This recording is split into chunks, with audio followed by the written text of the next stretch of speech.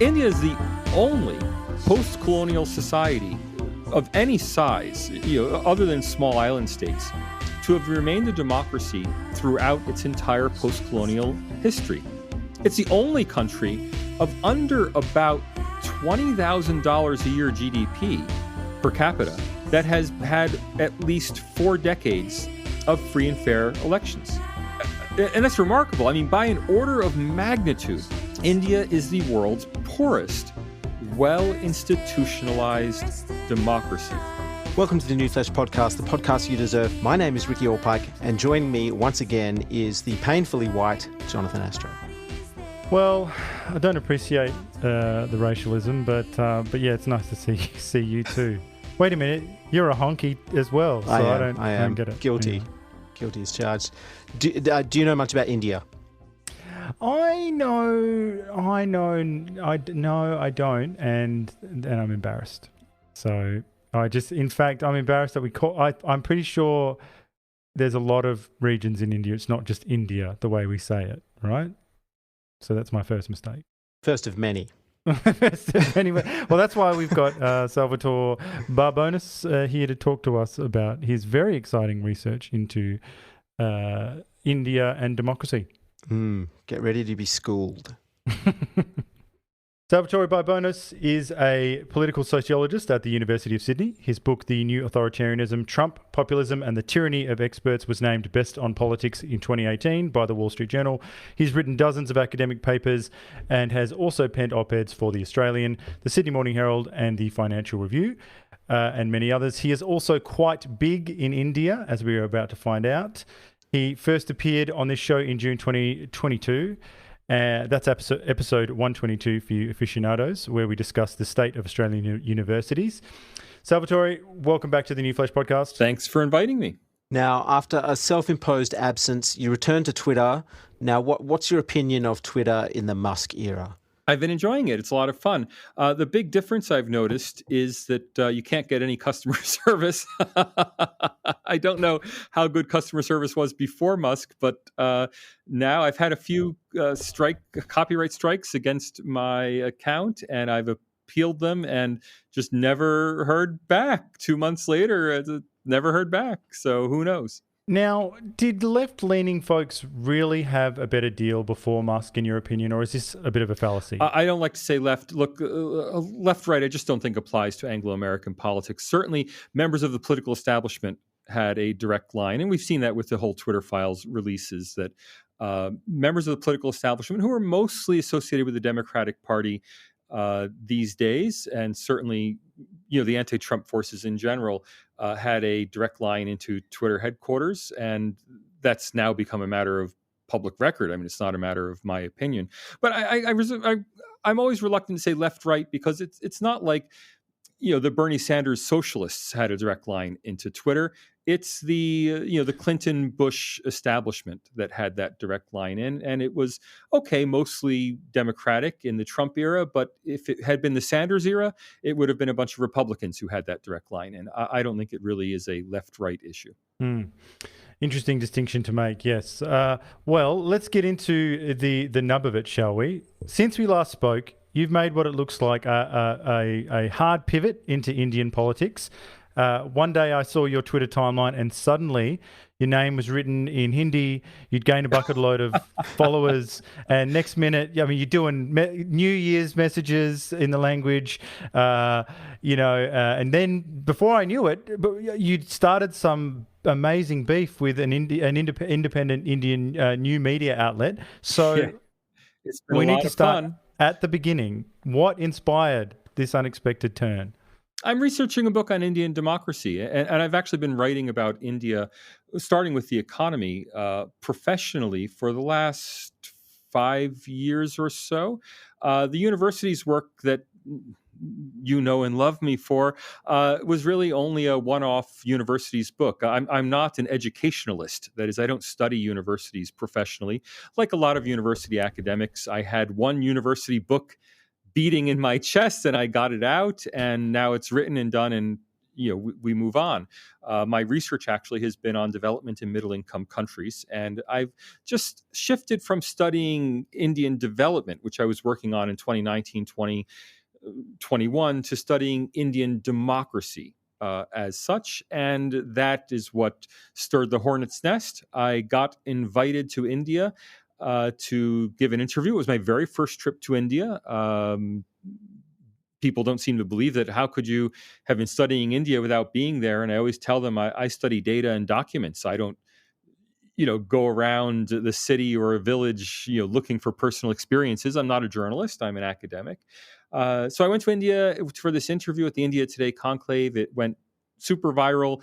I got 55,000 new Twitter followers. And so I simply accepted that my Twitter account is now, for all practical purposes, an Indian Twitter account.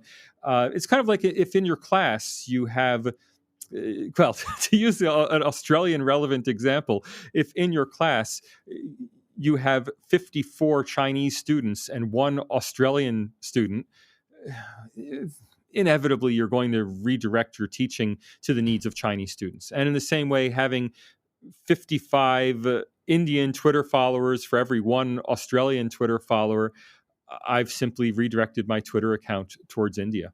Well, we're certainly here for it. But let's start with the question on everybody's lips. Since you do work in academia, so this has got to come up from somewhere on your campus, maybe not within earshot of you. But what is your answer to those who would say to you that as a white cis male, probably a Trump supporter, who knows? You've got the word Trump appears in one of your book titles, and that's enough for people to go, he's MAGA all the way. Perhaps that you should stay in your lane. Stay in my lane regarding what? You can't be a cis male who writes about India. Most people who write about India are cis males. What's the question there? And how do you even know I'm cis male? You haven't asked me. And I didn't put my pronouns in. Your podcast software did ask me for my pronouns, but I pointedly left them off. Yes, and we noted that. That's more evidence that you're probably super MAGA. Not having pronouns is worse than having he, him, his, I guess. Whenever anyone asks, I tell them my pronouns are sie, zim, zir. But no one has ever actually used those for me. But no, what's the question? How can I write about India? Academics write about all sorts of things. I mean, if we said academics can't write about things they aren't, we wouldn't have chemists or engineers, never mind area studies, entire fields where people study other countries. I mean, sinology is an entire field of people who study China. They're not Chinese, they're Western sinologists. So, but you do concede that we do have there certainly is a lot of I don't know, what do I say? There are a lot of academics complaining about this feeling they have that they're either actually or being curtailed, or the things that they're allowed to talk about aren't on the table for discussion. I mean, I'm not suggesting that you writing about India is Charles Murray style controversy, but it is. Look, it hasn't been a controversy at all. The only controversy has not been that I am quote unquote white, whatever that means. The controversy has been that I'm a comparativist who's writing about India instead of an India specialist. So there's a long-standing group of India specialists. We don't have a word for it like we do for sinology for Chinese specialists, but there's a group of India specialists in anthropology and in area studies in particular who focus on India. And I think some people in that group seem to have been resentful that I'm treading on their territory, but we comparativists are used to that. I mean, I've written extensively on China and on U.S.-China relations and on the Chinese economy, and I got the same kind of pushback. Well, how can you know about China? You don't even speak Chinese. And my answer was, well, when I start writing on the Confucian classics, complain that I don't speak Chinese. But if I'm writing about forms of political expression, well, as a comparativist, we benchmark China to other countries. And it's the same for India. In fact, for India, it's been much, much easier because I have been able to become a specialist on Indian political thought because I've read virtually every major work of India's independence movement in the original, quote unquote, because India's political debates have always been conducted primarily in English. Actually, the strange thing is the people who would be writing in Hindi, which is the plurality language of India, tend to write in English. So the people from a Hindi heartland, quote unquote, background have mostly written their books in English. It's mostly been people who are in regional, that is non-Hindi speaking India, who've occasionally written books in their own regional language, in Tamil or in Marathi, because they're trying to embrace a specifically Marathi nationalism or a specifically Bengali nationalism or specifically Tamil nationalism. So there are some major works of India's independence literature that are not in English, but ironically, they're also not they're also not in Hindi. So if you spoke Hindi, it wouldn't help you. But it's a very small number of works. I mean, India's Constituent Assembly debates, their constitutional convention, essentially, were almost entirely conducted in English, and the official transcripts are in English. Occasionally, when someone spoke in a non-English language, there appears a translation in English, but there's no translation into Hindi of the rest of it. It's all just in English. The debates were conducted in English. So being a monolingual English speaker studying India, actually, there's really no barrier. Well, if we can keep things broad for a little bit here, why should we and our listeners care about what happens in India? I have a very different answer to that, to most of what we hear. Usually you hear today, you should care what's happening in India because it's a big emerging economy, or you should care what happens in India because it's Australia and America's ally in the fight against China, or a bastion of democracy in Asia. But that's not what drove me to study India.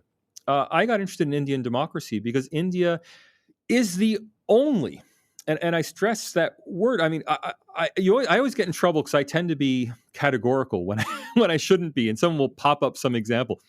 India is the only post-colonial society of any size, other than small island states, to have remained a democracy throughout its entire post-colonial history.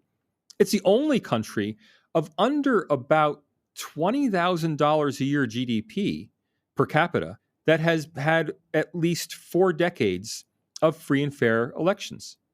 And that's remarkable. I mean, by an order of magnitude, India is the world's poorest, well-institutionalized democracy. It's also the only well-institutionalized democracy in the region. I mean, if you want to get 4 decades of free and fair elections, you have Israel on one side of Eurasia, you have South Korea on the other side, and the only place in between, the only country in that entire massive swath of the world where most of the world's population lives that has been a democracy for even 40 years is India. So I came to India to study its success as a democracy as a potential model for developing country democracy. It's something that most of us who live in the West don't realize. Democracy simply hasn't taken hold in the third world. I mean, yes, there are always inspiring reports of their elections here or elections there. And then you realize, that's an election after 20 years of military dictatorship, or, that's an election after, one-party rule for 40 years. There are no successful models to draw on for democracy on a budget, except for India. And so I'm working on a book on Indian democracy on the idea that if we want to know how you can do democracy in a poor country, well, this is the only example we have to study. Well, let's step through this carefully because we, like many of our listeners, are embarrassingly ignorant of anything related to India beyond maybe the food. So maybe we can start with India itself, since you took your first trip there recently. So where did you go and what were your impressions of the country and the people? I do not trust my impressions whatsoever. And this is why my original goal was to write this entire book on Indian democracy without even visiting India. Because what can my impressions tell me? Even people who've lived in India their entire lives, I tell them, why should I trust your impressions? Have you been to all, 70,000 villages in India? I made that number up. Don't quote me on that number. No, look, I went to Mumbai. The News Laundry people really burned you, didn't they? They've got you ready. No, News Laundry, if you want to talk about that, I mean, that was kind of ridiculous. But look, I went to Mumbai where I didn't even see Mumbai. I saw the Grand Hyatt in Mumbai. I went for one walk and I saw a cow at a temple. That was it. And I only went for that walk because I needed an ATM. and the ATM in the hotel was broken. So my impression of India is that the hotels with the ultra surcharge ATMs aren't even making any money because the ATM's not working. Then I went to Delhi, where I just did a round of. I hoped to be a tourist in Delhi, but because the India Today appearance in Mumbai went viral, I had requests for interview after interview after interview. So the entire time in Delhi, I spent in cars being picked up from one interview and sent to the next interview and sent to the next interview, and then sent to a dinner and then sent to a. So I didn't see all I saw was Delhi from the window of a car. So I have no on the ground knowledge of India whatsoever. Is this in part to protect the integrity of the work you're trying to do? So you're definitely not into creating one of these florid travelogues that we hang on to. You really want to. It's just the facts, ma'am, and we want data and documents.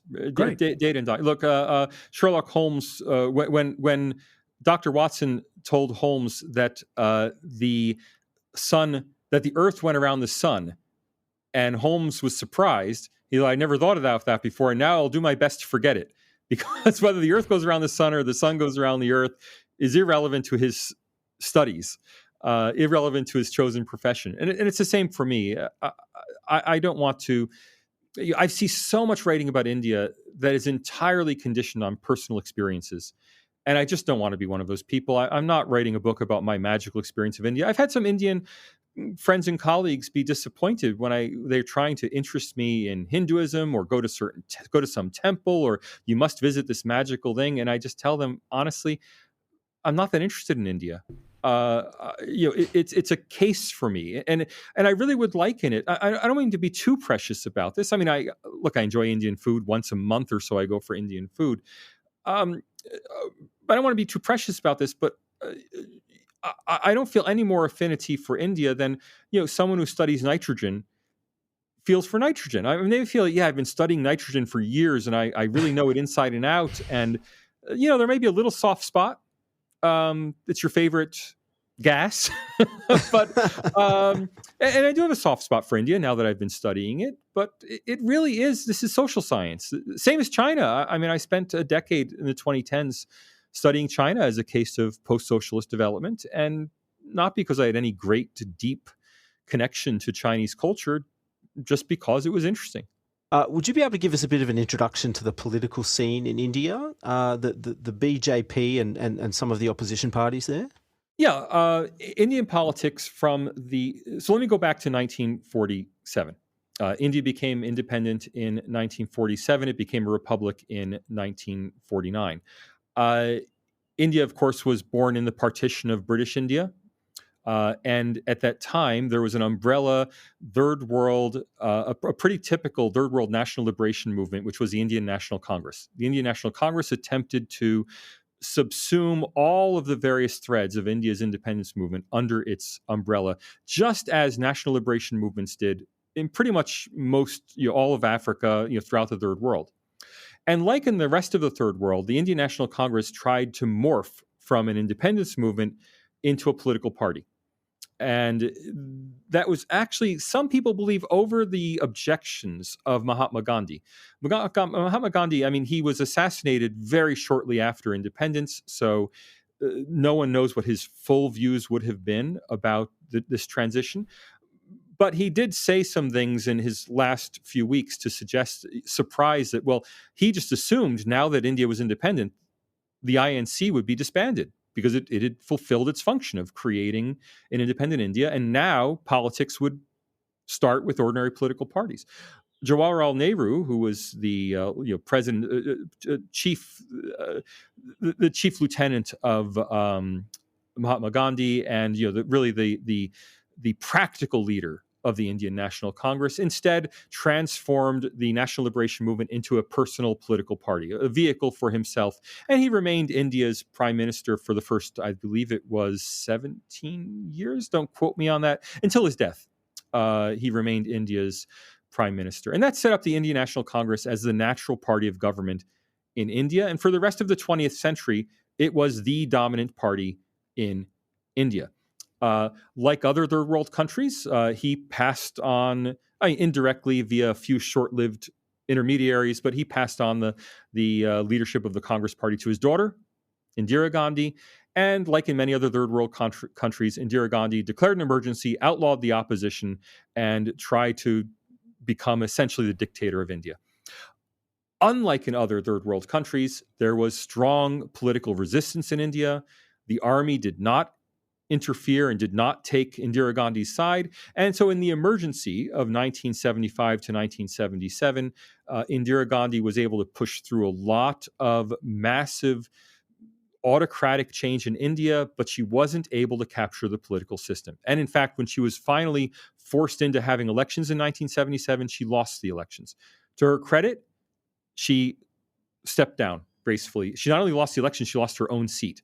And she stepped down. She later returned to politics. She was later assassinated. But the Gandhi party continued. The Gandhi family, no relation to the Mahatma. Indira Gandhi is Jawaharlal Nehru's daughter. Gandhi was her father's name. Gandhi was her husband's name, and unrelated to Mahatma Gandhi. So she took her husband's name, and the Gandhi dynasty that is so prominent in India today is not related to Mahatma Gandhi. It's related to a different Gandhi family. Gandhi family controlled the Indian National Congress in one way or another, really until today. Sonia Gandhi, the current head of the Congress Party, and Rahul Gandhi, her son, are considered the high command of the Congress Party today. Okay, but the Congress Party is not in charge anymore. Since 2014, for a brief time in the early 2000s, and then since 2014, the governing party in India has been the Bharatiya Janata Party. That means Bharat, I can't quite say it right, is the Hindi name for India. So it has to do with the Mahabharata. If you ever heard of the Mahabharata, the great war epic of ancient India, Maha is great, cognate to the Greek mega. So it's the great Bharat, the great India epic, the Mahabharata. The Bharatiya Janata Party, the Indian People's Party, has been in office since 2014. Its controversial prime minister is Narendra Modi. You almost have to say controversial as part of Narendra Modi's name if you're talking in Western discourse. Many of his supporters hate that, but the fact is he is controversial, whether you like it or not. Not controversial for his supporters, but controversial, obviously, to the rest of the world. And we've seen there's recently been a BBC documentary about this, which we'll probably mention. They've been in office since 2014. They are an unabashedly Hindu party. They are not for Hindus only. In fact, Pew Research estimates that about 20% of Indian Muslims vote for the BJP. But there are no Muslim members of parliament within the BJP. And the party is Hindu, I think, roughly speaking, in the sense that the Christian Democrats in Germany are Christian. Probably more so. I would say they're probably much more religious than the Christian Democrats. Maybe if you took Christian Democrats of the 1950s and 60s, where it would have been strange if a Turkish German in 1965 had become a member of parliament for the Christian Democrats. In the same way, it would be, unexpected. Though there are Muslim BJP leaders at the local level, there are none in the parliament, the Lok Sabha. The BJP has been the dominant party in India since 2014. They won elections in 2019 with an absolute majority, whereas in 2014 they had a coalition victory. And Narendra Modi is wildly popular, depending on the poll. Either 60 to 80% of Indians approve of his performance. He's a subject of a lot of controversy externally, but they're in charge now. And I guess that's the basic outline. I've probably talked long enough for one question. Yeah, you're shaking your heads at me too long, but that's Indian history in a nutshell, Indian political history in a nutshell. So you've spoken elsewhere about there being no coherent opposition in India. Why is that a problem, and what needs to happen for that to change?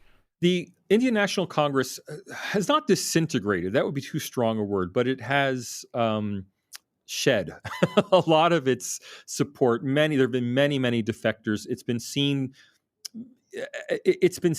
to be, and is routinely criticized as, a family vehicle for the Gandhi family, with many people simply leaving the party as a result. Some have defected to the BJP. Many more have defected to other parties. Voters have defected to the point where it is no longer an effective opposition party for the BJP. It's very strongly present in the op-ed columns, in the intellectual world, but in terms of actual electoral opposition to the BJP, it's no longer calling the shots. It's won a few small states. It wins victories here and there, but it does not offer a coherent national opposition. Today, there is only one truly national political party in India. That's the BJP. And other parties that oppose the BJP do so in a fragmented way on a state-by-state basis. The result has been that the BJP, despite receiving something a little under half of the national vote in India, and despite losing more than half, despite winning fewer than half of the state elections in India, BJP does not govern most of the states. It's the only party that is present everywhere, with the unfortunate result that Indian politics does not have a clear narrative of, the BJP's policies versus some opposite policy set. So if you think in America, you have Democrats and Republicans. If you think in Australia, okay, there are lots of small parties and independents, but fundamentally, you have Labor and Liberal, and you can think, which side am I on, quote unquote. In India, there aren't sides because there's one side, the BJP, and then there are 25 other sides who are really separate. That has created the problem that the dominance of the BJP is looms much larger in terms of policymaking than it does in terms of actual electoral success. And I think that tension lies behind a lot of the shrill rhetoric we see coming out of India, complaining about the BJP being autocratic or authoritarian or overbearing, because who's offering opposition? It's difficult to identify anyone who's actually standing up to the BJP because there's no coherent opposition. There are just these 20 separate oppositions. Well, you've been writing about something called the democracy rankings, and we want to spend a bit of time talking about this because you've received some heat online for your views, so we might touch on that as well a bit later on. But first, let's talk about these rankings and then talk specifically about India. Like most people in Australia, we know nothing about India, so again, you're going to have to step us through it. But what are the democracy rankings and how are they formulated? There are three major democracy ranking systems in the world. There's the Varieties of Democracy Institute at the University of Gothenburg or Göteborg in Sweden, VDEM, as it's called, or as it calls itself. They produce a very comprehensive, academically based, very sophisticated set of rankings of all the world, 179 countries around the world. Second, there is Freedom House in the United States, which produces a freedom index. It's not technically a democracy index, but it goes all the way back to the early 1970s, back when there were no democracy indices. VDEM's only been around for, I think, 15 years or so. So Freedom House has has been grandfathered in, although it does not technically study democracy. It's been used as an indicator of democracy in academic research papers for 40 years. So it's just kind of embedded. And then there's the Economist Intelligence Unit, which publishes a set of democracy rankings. It's the least influential of the three because it's produced by a consulting firm. So it's not the Economist magazine, but it's the EIU, which is the consulting firm associated with the magazine. And its methodology is the most opaque of all of them. They seem to just ask a bunch of experts to rank countries. It's hard to tell exactly what they do. The Economist in general hides behind corporate authorship of anything and doesn't tell you how they came to their opinions. So VDEM has become the primary democracy ranking. And on the VDEM rankings, India scores extremely low, number 100 on the 2022 rankings based on 2021 data. The 100th best democracy in the world. I think it's down from 62 at the time Narendra Modi came into office in 2014. So it's always been graded relatively low, and it has been downgraded substantially since 2014. Now, the paper I did that became viral in India, the paper I did in August for Quadrant Magazine, focused on the downgrading in the rankings. So it focused on things that had changed since 2014, and did the changes since 2014 justify the downgrading? The research I'm currently working on and would be published in March focuses on the actual level. So not was the downgrade right, but is the level right? And those are empirically, those are two separate questions. It's a bit technical, but fundamentally, India has been very badly rated, despite being, I think, one of the highest quality, certainly the highest quality democracy in the developing world, and comparing favorably with many developed countries. So what are some of the features of a good and healthy democracy as defined by the rankings that we can easily interpret?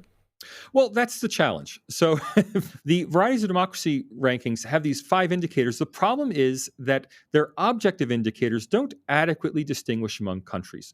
So, for example, 175 of 179 countries in the world have universal suffrage, including China, North Korea, Cuba. So countries that, Cambodia, Laos, and countries that don't even have elections nominally have universal suffrage.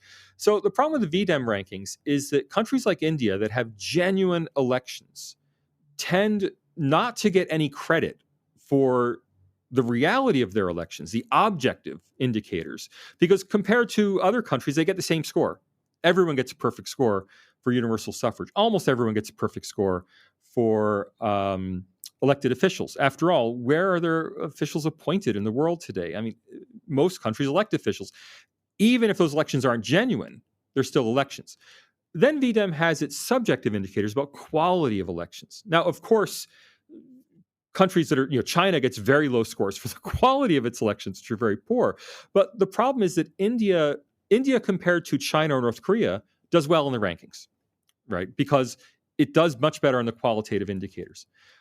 But India compared to other developing countries and other sort of democracies. So if you compare India to Indonesia, for example, well, they both have elections. The fact that India has very high, very well institutionalized elections that really happen, that are clean, that are fair, that have been going on cleanly and fairly for 50 years, and actually, there's no allegations that under Nehru and Indira Gandhi that the elections weren't fair. So India has 75 years of well-institutionalized fair elections. That counts for very little because that's not what the rankings are primarily measuring. So if freedom of expression and freedom of association are similar in India, Bangladesh, Indonesia, but India gets no credit, so to speak, for having a better electoral system, then it gets the same democracy ranking.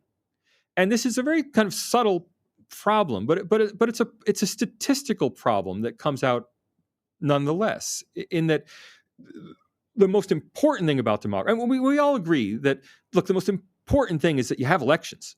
At least I hope we all agree. But we also agree that, but the supporting institutional infrastructure also matters. You're having freedom. What are elections if you don't have freedom of expression? So we all kind of agree that you have to have both. But if everyone is pro forma giving credit for their elections, and then everyone has a subjective evaluation on the freedom of expression, well, then those countries that have great elections but medium freedom of expression will score medium, and those countries that have terrible elections and medium freedom of expression will score medium, because everyone's getting a 1 for the elections. So in effect, what VDEM does is it only measures the subjective indicators of democracy. It doesn't really measure the objective indicators. And then India has a second problem, which is, and this is what made me viral in India, I said, India's intellectuals are anti-India. Meaning that the people in India who are answering their subjective questions are, for the most part, vehement opponents of Narendra Modi and the BJP. I mean, they're dyed-in-the-wool congressmen, as they're called in India. They're dyed-in-the-wool secularist, anti-BJP. They call Narendra Modi a fascist, a dictator. So how can you expect this class of people, India's political science professoriate, to give a fair subjective evaluation of India? I don't think you can expect a fair subjective evaluation of India. Now, I'm sorry for the very long answer, but I will add the paper I did in August was all centered around the qualitative textual justifications that were given for the rankings. And they were full of, for India in particular, they were full of mendacity, of misrepresentation that probably VDEM wasn't aware that their panel was telling them, in essence, lies. But VDEM has 179 countries to deal with. But if you start going through one by one all of these claims, you just find falsehood after falsehood after falsehood. Yet they're accepted because they're coming from political scientists. Well, just for some context, who are the market leaders in democracy? Who makes it to the top of this ranking? VDEM gives it to the 3 Scandinavian countries. No surprise there. A Swedish conceptualization of what democracy is, which is what VDEM is, gives great scores to Sweden, Denmark, Norway. Believe it or not, I think also in the top 5 is Ireland, which many of us might quarrel with. And then the perpetual, and I mean the perpetual darling of political scientists, Costa Rica. Political scientists love Costa Rica, and I hear constantly just laudatory, accounts of Costa Rican democracy. I've never studied Costa Rica. I don't know how good Costa Rica is, but for 2 decades now, I've been hearing from political scientists that Costa Rica is a democratic paradise. I have some reasons to doubt that it's so amazing, but VDEM, based on its subjective indicators, which are based on political scientists' opinions, gives it a top 5 ranking. So, but how do we? Are there things on this list? Well, it sounds like there are, but how, I'm interested in some of the subjective things, because some Americans, might think that our medical system here in Australia is undemocratic, or the fact that we force people to vote, for instance. If I've ever said that to an American, that I think they turn white and be filled with horror, and they'd be like, I don't want to vote if I don't have to. So, are there things on these rankings that could be seen differently by citizens of India, for instance? Yeah, I'll give you just one very simple example. India has an electoral bond system. If you want to run for office, you have to place a deposit of about $300. And if you don't get, I think it's 15% of the vote. I forget the minimum threshold. But if you don't meet a minimum threshold, you lose your deposit. Now, the deposit is purely nominal. I mean, $300, any serious political party should be able to raise $300. In the US, you have to pay to register as a candidate. But this isn't a fee. If it were a fee, everyone has to pay $300 to register, it would be okay. VDEM specifically has a question: are you required to pay a forfeitable deposit? And they view this as something that disadvantages the formation of new parties and opposition parties. Okay, so India gets a low score on this because it has this explicit, you must put in a deposit and you lose it if you don't get the minimum vote. Now, people might argue that, no, in fact, it's a good thing to get rid of an avalanche of frivolous, registrations.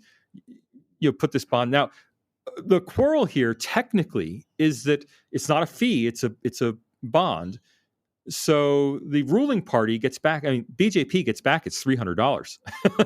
Because they're always meeting the threshold. But does this matter? It almost seems like something that's designed to disadvantage the Indian system. Now, it's not designed to disadvantage the Indian system. It's something that they thought about theoretically, and they came up with the question.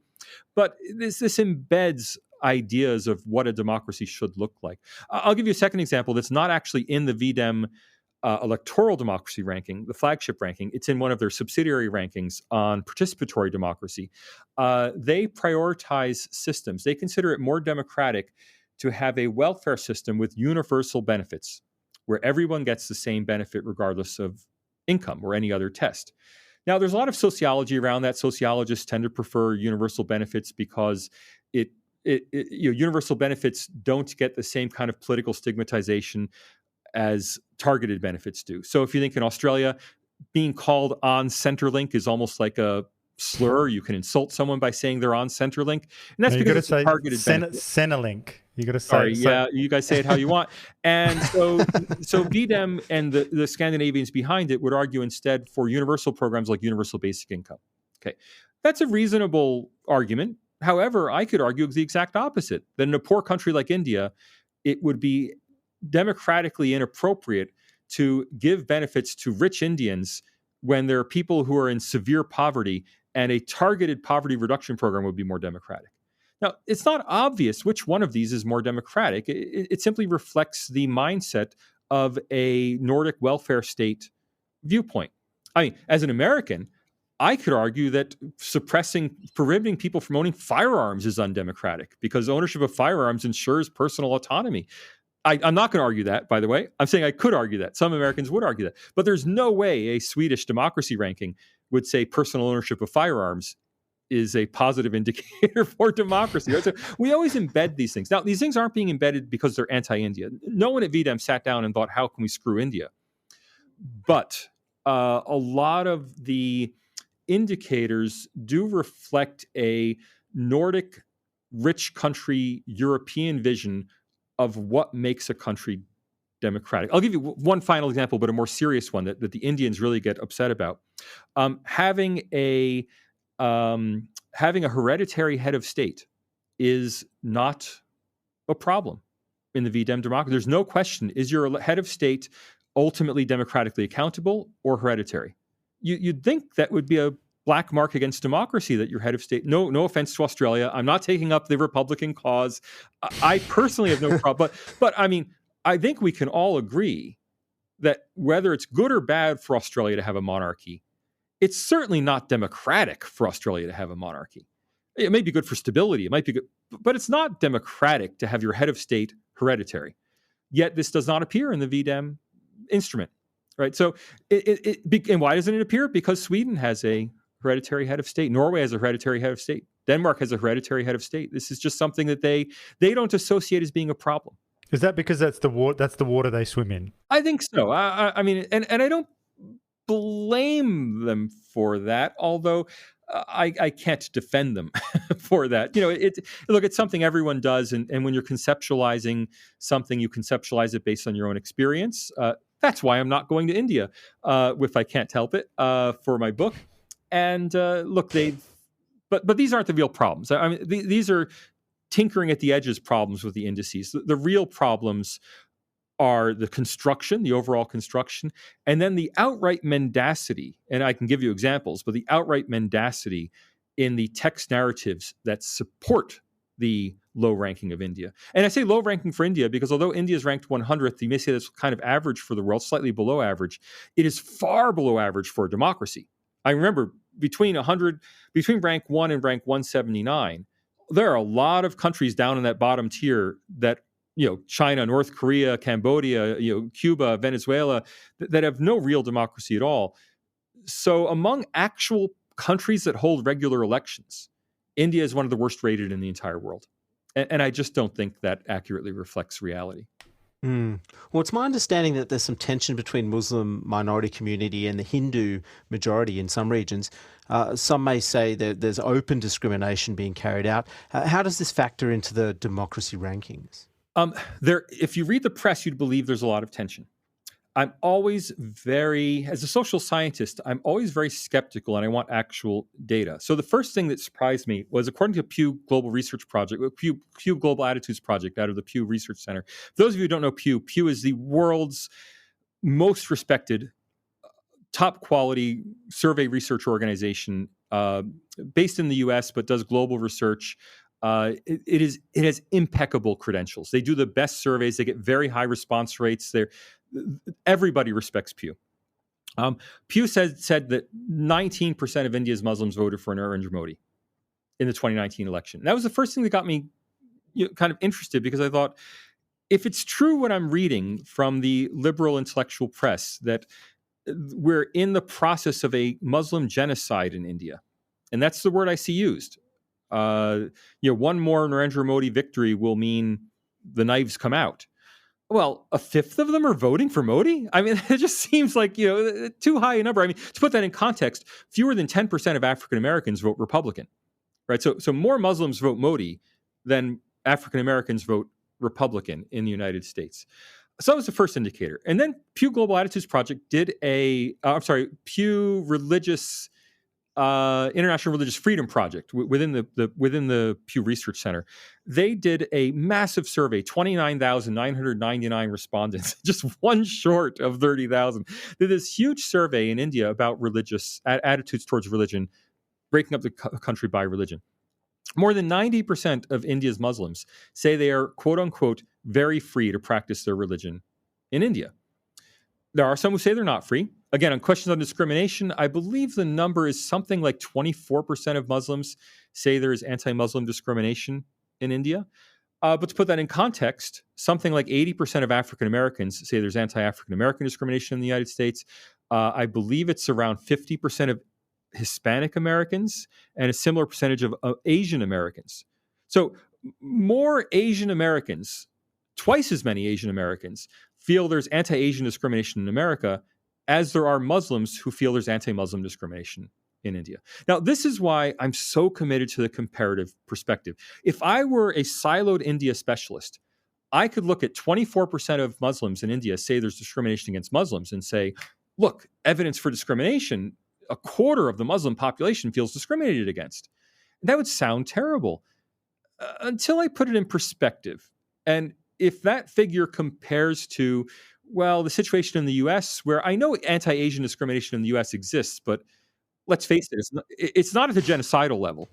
And if we're in a situation where twice as many Asian Americans answer the exact same question with the same wording, saying that there's discrimination, well, then I'm not too worried. But yes, it might be a problem, right? I mean, I'm not saying that there's no anti-Muslim discrimination. I'm saying that the level of anti-Muslim discrimination in India seems to be, based on the best social scientific data, lower than the level of anti-Asian, anti-Hispanic, or anti-Black discrimination in the US. So is that a problem? Sure, it's a problem. Is it a serious problem? Well, it seems not to be in comparative perspective. That's good to hear that data, because I watched a documentary, an Al Jazeera one, in preparation for this, and they followed every just crazy vigilante gang. They had scary music. They had guys brandishing swords. They did the whole schmear. So it's interesting to hear the data Al Jazeera on the other side. Most of the narrative about the oppression of Muslims in India comes from two sources. It comes from unfriendly Muslim countries, Qatar, Pakistan, or it comes from elite Hindu intellectuals within India who have taken up the Muslim cause as their own. And we've seen this, it's the same kind of phenomenon we've seen in Australia with white Australians taking up the Aboriginal cause as their own, same as in the US with white Americans. I mean, Antifa in Atlanta is all a bunch of rich white kids claiming Black Lives Matter. Well, it's kind of the same in India. Now, not entirely. Look, there is communal violence in India. I don't want to minimize it. It does exist. There are tensions in India that I've seen, and there are legitimate grievances expressed by Muslims in India against the government. But they're at a low level. Tend not to be shrill. They tend to be relatively measured. The demands for reform coming from India's Muslims themselves that I see in the Indian media, which again is in English, so it's easy to access, tend to be relatively measured. It's the Hindu Indian elite and the Muslim Islamists abroad who are trying to weaponize the experience of Indian Muslims for their own advantage. Well, what are the penalties, if any, for a country that sits low on the ranking? And are there benefits for sitting high on the rankings? For developed countries, it doesn't matter, and thus you never see no one in Australia cares that the World Press Freedom Index rated Australia very low last year and said that 85% of Australian journalists fear government repression in Australia, and we shrug it off because, ABC's complaining again, right? It's not an issue here. These are issues for developing countries, because for developing countries, we live in the West in an information-poor environment. Very few of us have. I mean, all of you guys can name multiple U.S. governors and senators. Holy cotton. Yeah, how many Indian chief ministers of states or members of Lok Sabha, can you name? I mean, probably not a lot. We're in a very information-poor environment when it comes to not just India, Indonesia, Nigeria. I mean, name any developing country, even China. But let's stick with sort of democracies. Since we're in such an information-poor environment, if you want to know, is India really a fascist state? I mean, you've seen it in Al Jazeera, right? They said India's a fascist state. Is it true? Where do you go? Oh, well, you go to the top Western democracy rankings. You go to Wikipedia, and you will get this narrative. Now, so not only is it important for forming opinion about not only India, but other developing countries, but it also spills into things that, again, don't affect Western countries, like, for example, bond ratings. Governance standards are one of the inputs into bond rating models. Countries with low governance standards would be higher political risk. Well, if India is ranking low on all these governance standards, and VDEM's rankings, not at the high level, not its democracy number, but VDEM's governance rankings that go into compiling the VDEM democracy ranking are used by U.S. Agency for International Development in its governance rankings. They're used by the World Bank in its governance rankings, and we presume they're used in private sector bond rating models. In any case, World Bank and USAID indices are used in bond rating models for country risk. So India is paying some amount. I can't tell you the number. Is it 0.1% more on its international debt, multiplied over hundreds of billions of dollars because of these low rankings? They enter into the models. So there are some meaningful dollar number ways, but there are also these very diffuse ways. I mean, if a U.S.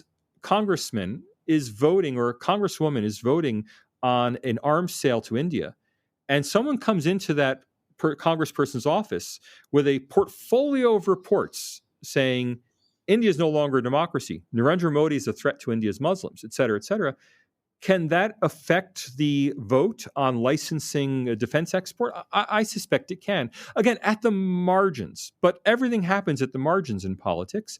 I think it's a real problem for India. I mean, there are bigger problems, but it is a problem. So what's interesting is that you're saying that the rankings that have marked India too harshly, which sounds like a positive thing on its face. Why then has your view been taken so badly by some in the Indian political class and other critics?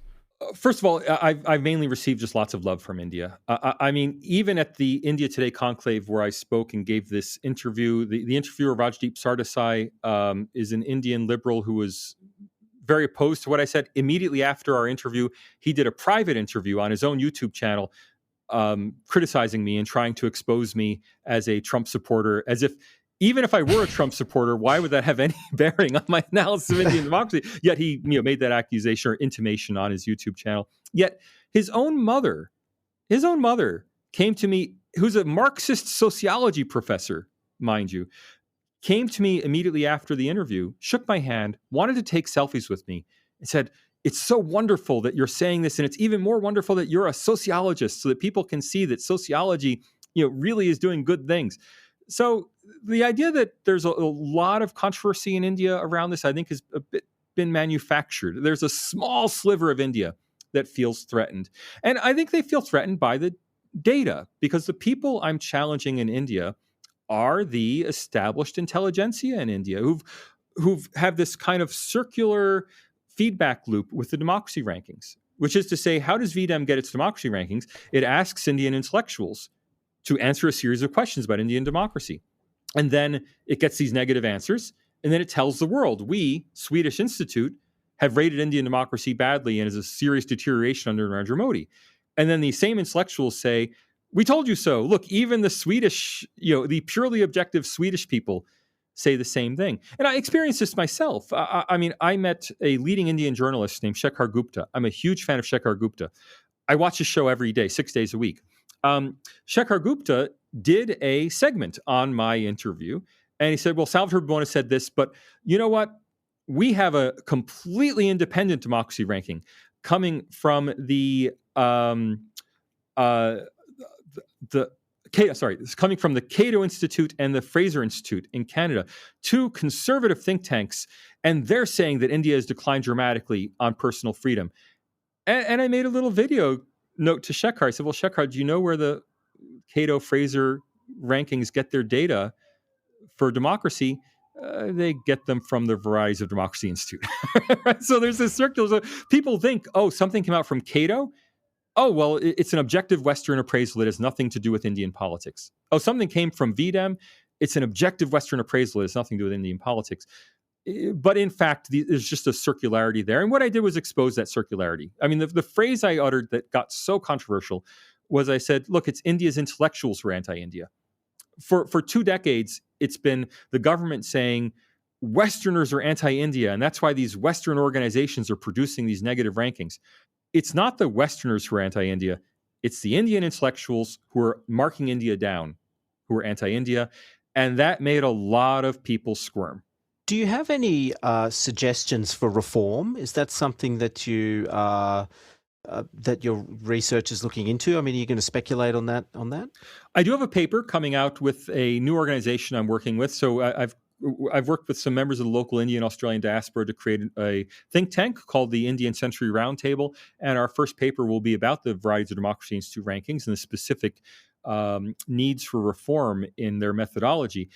Sadly, my experience is that academics, including myself, let's be honest, don't take criticism very well, and they probably won't alter anything about the methodology. But I guess I shouldn't prejudge that. But I do give them specific ways they should be recalibrating their rankings. Unfortunately, elite institutions generally enjoy their autonomy to such an extent that they don't feel any pressure to respond to criticism. And we all know that, from looking at criticism of the press or of councils in Australia, there's just no feeling among elite establishment organizations that they need to respond to criticism. Whether the criticisms are right or wrong, it doesn't matter. They just don't respond. Well, Salvatore, we are fast running out of time, and I'm not going to ask you about news laundry. How's that? I want to ask you about other proper things. So people can look up that internet beef another time. So I need to know before we let you go on a couple of, we've been talking about democracy and democracy rankings. So can we perhaps talk about American democracy just for a second? Oh, I love American democracy. The only democracy that matters. So we're told that the union is terminally divided. I want to get your idea of whether that's true, but what's the broad state of the US democratically in light of what we've been talking about today? U.S. democracy is very healthy. Look, anyone who says the U.S. is more divided than ever, tell me which decade, and I'll tell you why it was so divided in that decade as well. It's been the same story ever since I've been alive. I'm really surprised that other people don't just now have never gotten weary of the democracy in danger literature. That whole that entire trope of democracy in danger has been around really since the beginning of the Republic. I just heard a podcast about Andrew Jackson in the 1830s and the democracy in danger claims at that time, and the Republic is more divided than ever. Look, there are real problems. I think that the Trump phenomenon rattled the American political establishment, and as a result, the American political establishment fought back with inappropriate tools. That is, I think we're seeing in the Twitter files releases how the American political establishment weaponized the FBI. It abused its position. The former CIA directors releasing their memo just before the election about how the Hunter Biden laptop was Russian disinformation, when in fact they all knew, and we all know now it had nothing to do with Russia. But so that kind of mendacity. But that said, it's self-correcting. Republicans have just taken control of the House of Representatives. Jim Jordan, my personal favorite representative in the House, is going to be in charge of the Judiciary Committee, and they're starting investigations of the weaponization of the FBI. So, the great thing is in America with a robust two-party system, whenever things get out of kilter, soon enough things come around, and when they do, the investigations start and things come out. And that's been happening for 200, 40 years, and we're going to be fine. Can you give us your read on what happened with the midterm elections in the US and perhaps what you make of Speaker McCarthy's reign so far?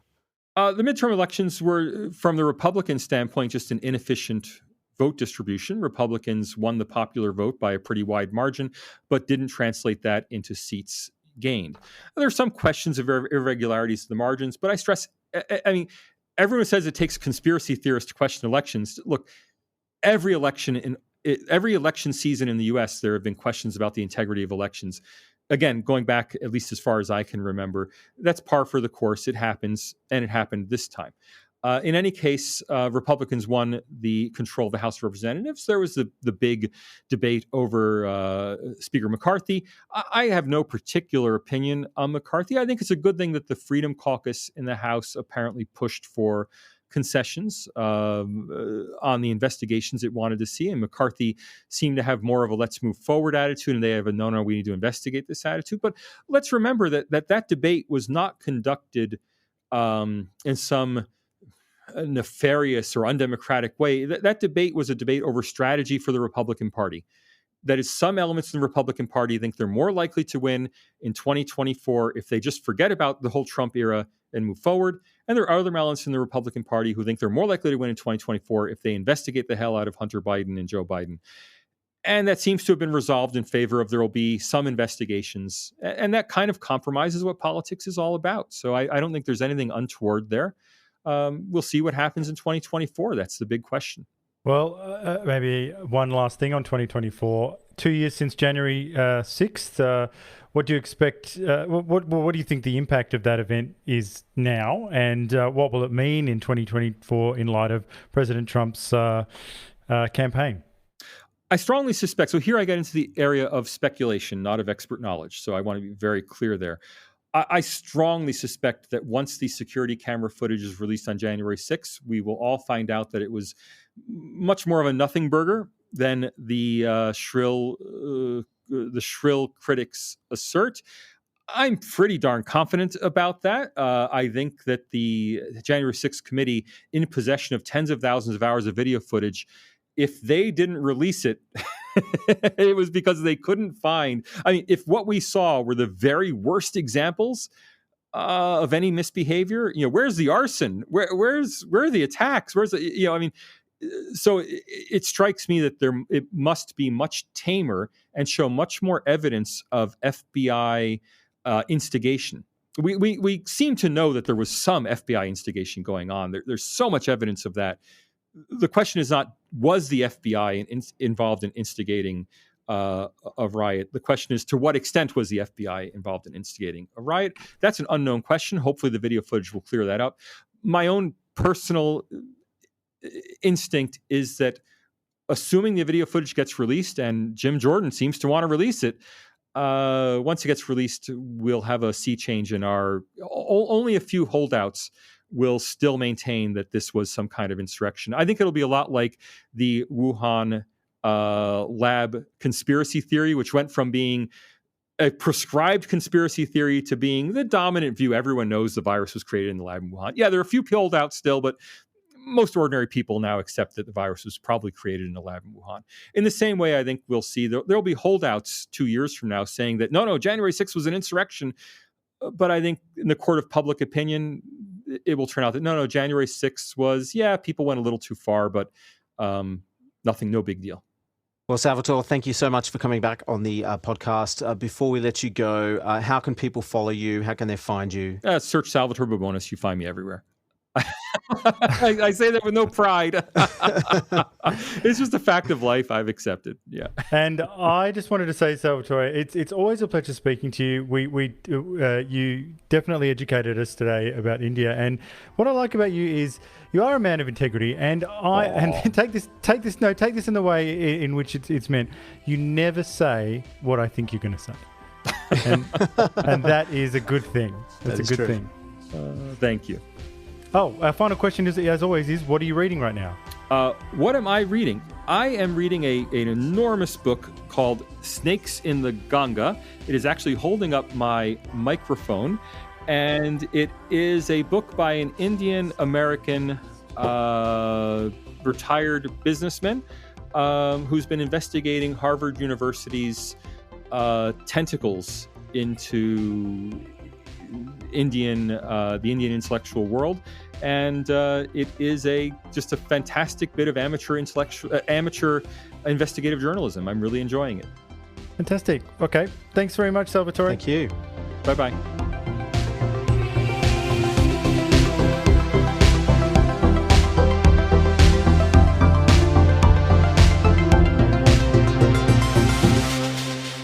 Thank you for listening to the New Flesh podcast. If you like our work, please consider rating us on Apple Podcasts or even writing us a review. It really does help the show reach a wider audience. We'll be back with another episode next week. Until then, long live the New Flesh.